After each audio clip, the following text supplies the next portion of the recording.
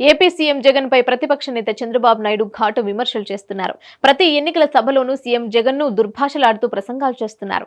Psycho అని సంబోధిస్తున్నారు. ఇంకా అనేక పదాలను వాడుతూ జగన్ పై తన అక్కసు వెళ్లగక్కుతున్నారు. చంద్రబాబు చేస్తున్న ఇటువంటి వ్యాఖ్యలను సీనియర్ నేత విజయసాయిరెడ్డి తీవ్రంగా ఖండిస్తున్నారు.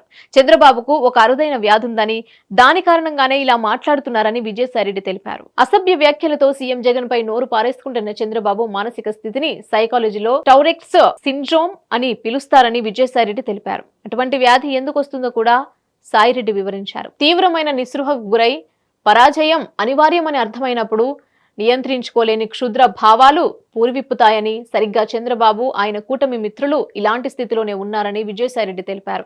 కొద్ది రోజుల్లో తమ రాజకీయ భవిష్యత్తుకు ఎండుకడ్డు పడుతుందని తెలిసిపోయినప్పుడు బూతులు, శాపనార్థాలతో విరుచుకుపడటం ఈ మానసిక రుగ్మత లక్ష్యమని ట్విట్టర్ వేదికగా సాయిరెడ్డి తెలిపారు.